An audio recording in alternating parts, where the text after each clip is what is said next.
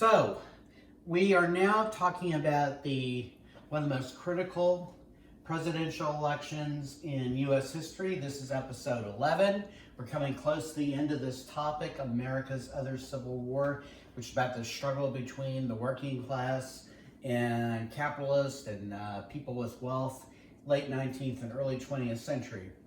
And as we were talking last time about the populist movement, which is a movement of farmers, which is gaining support amongst urban workers in factories, gains momentum during the economic depression of 1893 to 1896. They win a substantial number of elections in 1894 for Congress, in state elections, etc. And because of the economic climate, they look like a serious threat in 1896. So as I've said before, we have an unusual situation for the era. We have an incumbent Democratic president. Remember, between 1860 and 1908, Democrats win out of those 12 presidential elections only twice. This man wins both of those times. His name is Grover Cleveland. He's a very conservative Democrat. And we have something happen that is an extreme rarity in American politics. We have a party that has an incumbent in the White House fire its president and nominate someone else in the presidential election. And what they're going to do is they're going to nominate this man, William Jennings Bryan, who is a Nebraska congressman. As I've said, they discover silver in many of the mountains in states like Nevada, like Colorado. The idea of coining silver is a popular idea there. And William Jennings Bryan, who is a dynamic speaker for the time, and who is sort of like a preacher. He's a very deeply religious man, is going to fire people up about the idea of coining silver again, something the government stopped doing in order to prop up the value of gold. So, he makes this speech at the 1896 Democratic National Convention. Now, I misspoke slightly last time. I said it was the first recorded speech at a political convention. I failed to mention that it is recorded, but it's recorded in the 1920s. William Jennings Bryan doesn't die till 1925. This speech, which is called the Cross of Gold speech, is actually, it's considered a classic. And so in the 1920s, William Jennings Bryan decides to record it, to preserve his voice for history. So let's listen to a brief passage. We'll just listen to the beginning of the speech so you get an idea what his voice sounds like. Okay, so here we go. Mr. Chairman and gentlemen of the convention, I would be presumptuous indeed to present myself against the distinguished gentleman to whom you have listened, if this were a mere measuring of abilities. But this is not a contest between persons. The humblest citizen in all the land, when clad in the arm of a righteous cause, is stronger than all the hosts of error. I come to speak to you in defense of a cause as holy as the cause of liberty, the cause of humanity. When this debate is concluded, a motion will be made to lay upon the table the resolution offered in commendation of the administration, and also the resolution offered in condemnation of the administration. We object to bringing this question down to the level of persons. The individual is but an atom. He is born, he acts, he dies. But principles are eternal, and this has been a contest over a principle. Never before in the history of this country has there been witnessed such a contest as that through which we have just passed. Never before in the history of American politics has a great issue been fought out as this issue has been by the voters of a great party. On the 4th of March, 1895, a few Democrats, most of them members of Congress, issued an address to the Democrats of the nation asserting that the money question was the paramount issue of the hour, declaring that a majority of the Democratic Party had the right to control the action of the party on this paramount issue, and concluding with the request that the believers in the free coinage of silver in the Democratic Party organize, take charge of, and control the policy of the Democratic Party.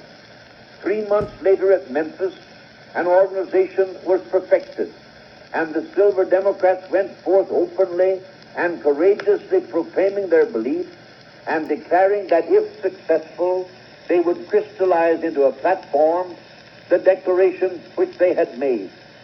Then began the conflict, with a zeal approaching the zeal which inspired the crusaders who followed Peter the Hermit.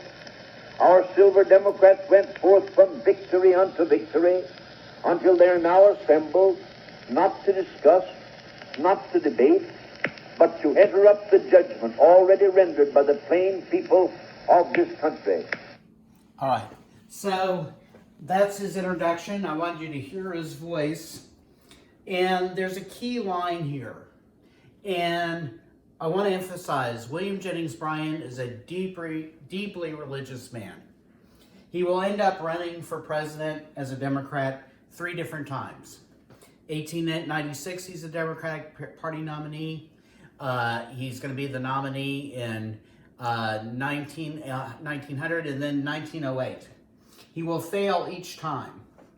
He will never win the presidency. He will serve as Woodrow Wilson's Secretary of State.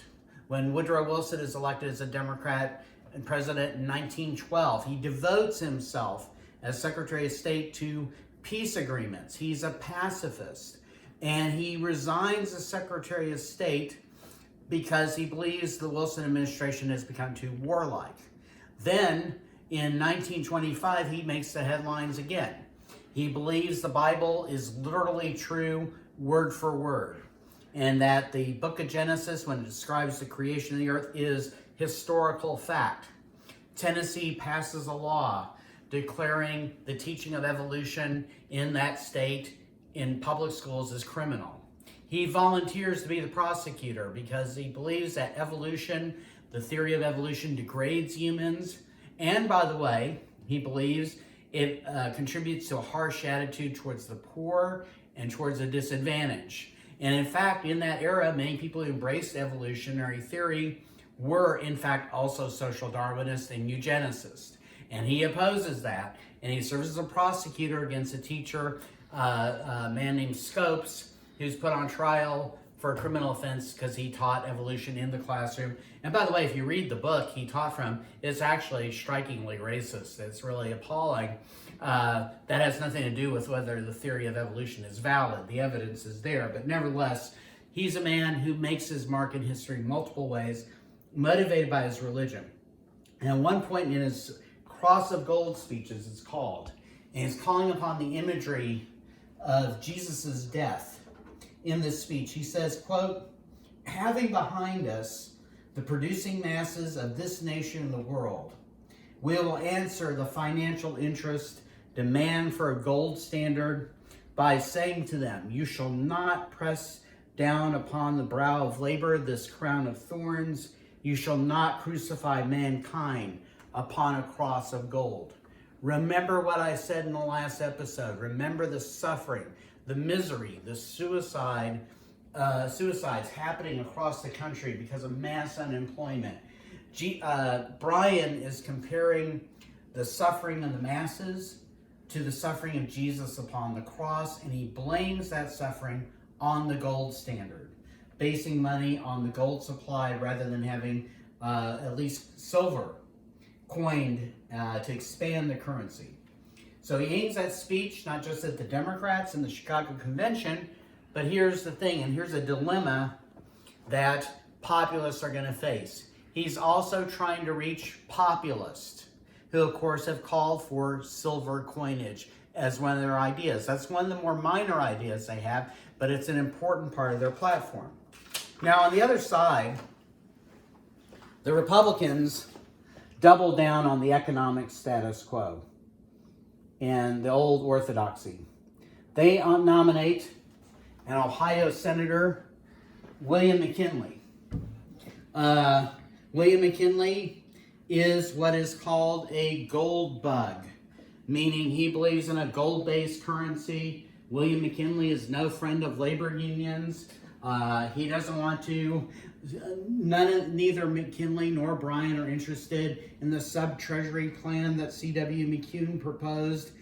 Hardcore economic conservative. McKinley is a friend of the railroad titans, of people like John D. Rockefeller, people like Jay Gould, people like, all the robber barons we studied, Carnegie, whatever. He's the voice of big business. Populists know they don't want McKinley to win. But they, as I said, they have a dilemma, and a serious one. It's this. They are likely, in 1896, to do better in a presidential election with their own candidate than they did in 1892. The economic hard times have really driven people out of the ranks of the two major parties. Much of the public sees the two major parties as having failed the public. So they might get more than 12 or 13% of the vote. But they got 8.5% in 1892 in the presidential race that year. However, that's a far away from winning enough votes to win the presidential election. So here's the dilemma. What do? Do they nominate their own candidate? Do they split the vote against McKinley, who's someone they definitely don't want? Or do they opt for what comes to be known as fusion? In other words, the Populist Party fusing with the Democratic Party, at least regarding the presidential race, nominating the same person, and being allies to defeat McKinley. People who advocate fusion say, here's the thing. We can have our own candidates for Congress. We can have our own candidates for the Senate, the House, for local races.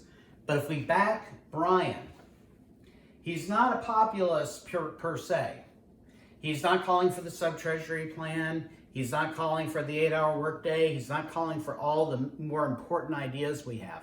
But at least he backs us on one idea, coining silver. That'll expand the currency. That will allow prices to rise that farmers get when they sell products. So we can help him get elected. If he wins, he knows he won with populist support. And if that happens, maybe, just maybe, he'll listen to us on other issues. And so that's the dilemma. Do they stand as an independent party, or do they back him for this one issue in the presidential race? So that's what the Populist Party decides to do. This is unique.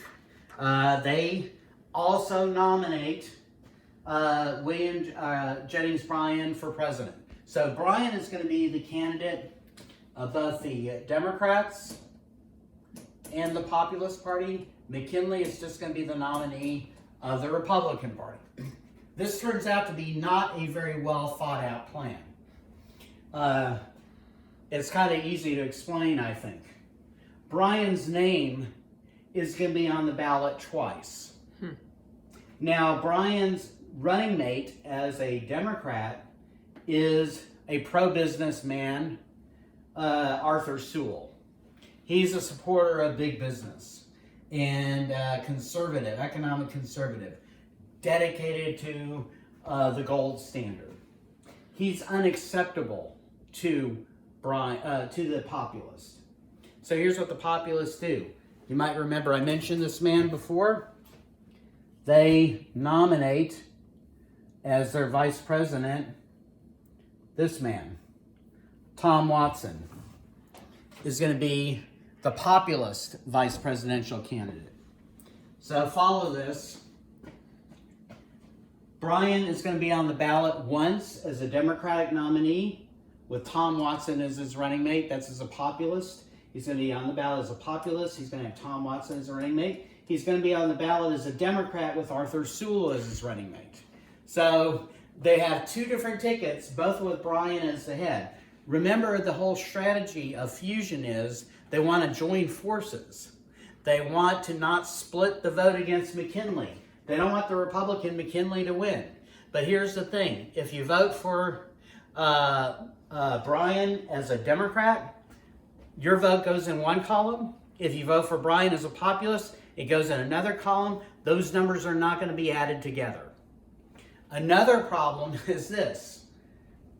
The Democratic Party in the South was ruthless in trying to crush populism. They're frightened about their economic ideas. They're also frightened about their willingness to work with African Americans and be allies with African Americans. And so in the South, Democrats had threatened voters who were populist, intimidated, tried to keep them from voting, had stolen election from populists, and had used violence against populists. I mean, this is really serious. Tom Watson actually has to come to the rescue at one point. He's in Georgia. And an African-American preacher who had been part of the Colored Farmers Alliance is in danger. Watson, who's a newspaper editor, amongst many other things, hears word that this preacher is going to get lynched by Democrats. And he has to send out word. And I want you to picture about, this really gives you an image what would have happened to the South in subsequent history if the populists had won. Watson sends out word the lynching might happen of this black preacher who's an ally. 2,000 white, redneck Georgia farmers show up at that preacher's home, not to lynch him, but to protect him. They come with weapons and they're aiming to stop the lynchers. This is why populism is really dangerous, particularly to the Democrats in the South. So the Democrats waged out full war. Now you're asking those populists to support a Democratic candidate for president. And that will cause the vote to drop for the populists in the South. Plus, they don't know which line to vote for. And they're getting no clear instruction. One final thing, Bryan kind of ignores the populist. He doesn't acknowledge that he's been nominated by them. He doesn't acknowledge Watson at all in his campaign. So voters are completely confused. One last thing, and this is key. The economy begins to tick up a little bit right before the election. So there's a little glimmer of hope regarding the economy. So what happens is McKinley raises what is in that era an unprecedented amount of money. This is a pittance. So I want you to just think about this. Michael Bloomberg was a candidate for what, a month during the primaries in this election year. He spent $500 million of his own money, $500 million in just a few weeks, and got a handful of delegates. I think he won American Samoa, was it, during the campaign. He set a record for most money spent per delegate to a political convention. This is a record, though, in 1896, because McKinley is the candidate of big business. He spends in 1890s dollars $16 million in this campaign. That is today the equivalent of $460 million.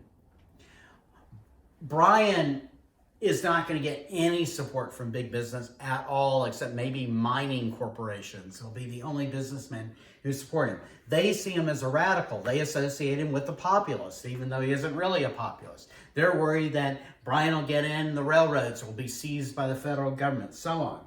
So all he has is his voice, and he uses it. And so he gets on the railroad lines. He delivers hundreds of speeches that reach 5 million voters. In fact, the average number of speeches he makes a day are 7. You know, you didn't have the internet, you didn't have movies, you didn't have television. The only way to reach a voter as a candidate directly was to speak in person.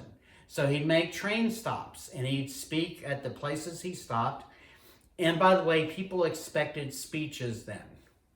They wanted to be entertained. I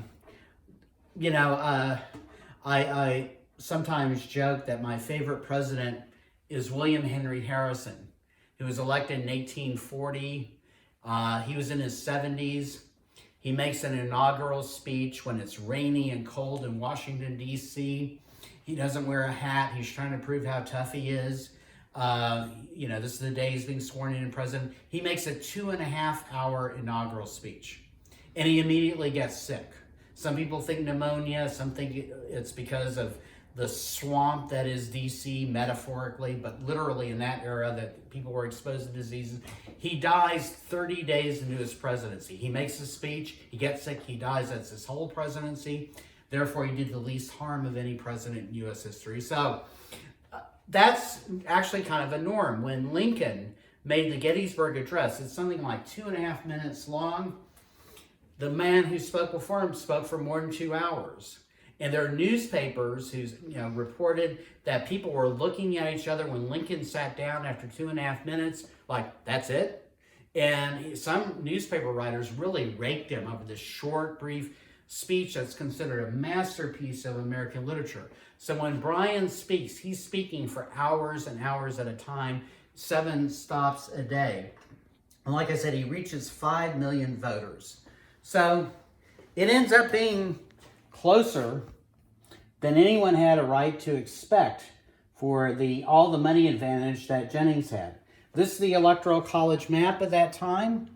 Blue is going to be William Jennings Bryan.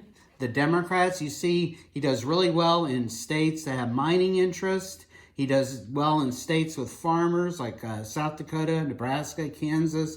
He does extremely well in the South, where Democrats always win at that point. William McKinley is going to do really well in the financial centers, in traditional Republican states, and in the West Coast. It is remarkably close, given the advantages, money-wise, that McKinley had. He's going to get, in the end, 23 states, McKinley is. Bryan's going to get 22, but because of our crazy system of the Electoral College, McKinley's going to win much more lopsided victory in the Electoral College. McKinley will win 271 to 176 in the Electoral College. Fusion ends up being a disaster. What happens is, in their clamor to support Bryan, populists lose their separate identity. Many populists are disillusioned and feel like they were sold out by their national party. The People's Party, as it's officially known, will struggle on. They'll nominate people in 1900, 1904, 1908, when they finally go out of business. But they become a shell of their former selves, and they become increasingly racist. Unfortunately, Tom Watson, who was so ahead of his time regarding race in the 1890s, becomes a bitter old man who blames African Americans in part for the populist defeat. And in the end, he also becomes a bitter anti-Semite, a hater of Jewish people. He thinks that Jewish money interests were lined up against the populists, and he will actually whip up a frenzy when a Jewish man is accused of raping a non-Jewish girl in Georgia in 1913. That Jewish man, Leo Frank, is going to be convicted of murder of that girl. And Tom Watson's basically going to whip up people to lynch that man. And that man dies, Leo Frank dies, an event that leads to the rebirth of the Ku Klux Klan in 1915. This is a sad story because Democrats will, after the collapse of the Populist Party, have an almost 100% monopoly on political power in the former Confederate States from 1896 until we get to the 1960s, when the Democratic Party and the Republican Party both begin to dramatically change on issues of race. And it's in this era that the Democratic Party is going to incite mobs to lynch African Americans in an attempt to prevent black and white people from uniting politically, which happened under populism. And it's then that, because of the success of the Populist Party, that Democrats are going to make a big effort finally to enact poll taxes, literacy tests, and other laws aimed at eliminating black voting. They get serious about that, beginning with the rise of the populist movement, but particularly after. And then finally, that is when they see white and black people working together in the populist movement, they realize that there's a need for what we call social distancing today. Only this can be enforced by law for malevolent reasons. They're going to implement segregation laws that mandate the physical separation of black and white people. We'll talk about what this era means for American history next time.